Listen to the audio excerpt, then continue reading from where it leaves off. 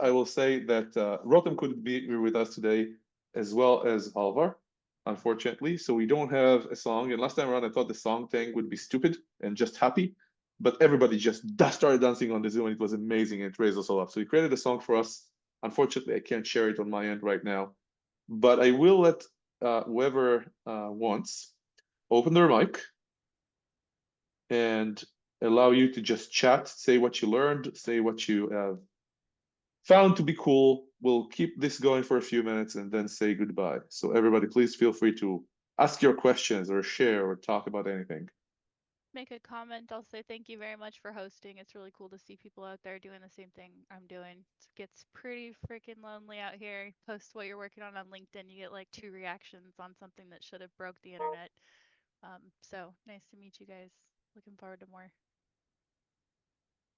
I want to thank Rick for the N8, and I'm not a coder either, and that gives me confidence that I can get out there and start building stuff like that.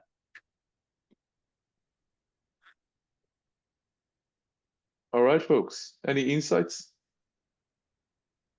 Pedram, I just have to say, I need to up my game after seeing what you're doing. Like, oh my God, I don't want to feel like completely invalidated, but yeah, you've got some really cool stuff together. And I'm a sucker for 3-letter command lines. Your alias game, way strong. So mad respect. Hopefully you're a DEF CON. I'll buy you a beer. One of the oh, sorry, man, go ahead. No, I was just going to say, all of my keyboard shortcut knowledge from like my IDA and Ollie days is now all into like productivity apps. That's where it's all gone. That is phenomenal. One of the reasons, like when me and Gadi were talking about starting this, one of the real things I was very curious about was like how to see everybody's desktop. Like that's why the sharing was so important. Like watching your workflow versus Justin's workflow versus mine in a text box I wrote so many notes during your presentation. I was just like, oh, the set off the inner like Linux nerd in me so fast. It's like so meta. Like Mooney's not watching the presentations. He's watching very closely to what your setup is. Oh, 100%. Well, in this particular case, the setup is the presentation. The other thing I use all the time is Raycast. That's another glue that I'm very happy with. Alfred app was the previous one, but Raycast has replaced it for me now. Awesome. How do you remember it all, Pedram?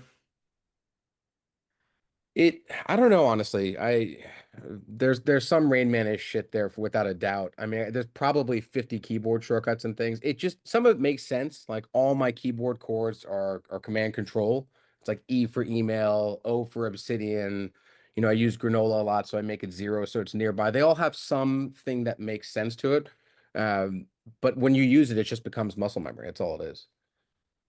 Yeah, I hook everything to the bash prompt as well. And currently everything interfaces with LLM before it runs the scripts.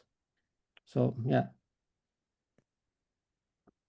Nice tips for automation, actually. Like I really love the binary ninja stuff today. I don't use binary ninja, I use IDA, but I'm basically doing the same thing with IDA, automation of basic tasks. So before, my reverse engineering process was like decompiling and looking through the code. Now I just prepare a bunch of questions that I want to ask about the binary, and a lot of stuff can actually find automatically. Like, yeah, saves a lot of time. Do you find you still use dynamic analysis? Not that much. I mostly decompile stuff. Yeah, I don't sandbox things. Yeah. But my questions are usually primitive, what's functionality, what port, what is the IP address, can we find hosts inside, can we find like certificates, things like this, yeah. What stage 2, what stage 3, that kind of thing? Yeah. Sometimes like maybe simulate C2 as well. Like, can you build a Python prototype that would be basically C2 simulator that would let the binary talk to it? Yeah, stuff like this.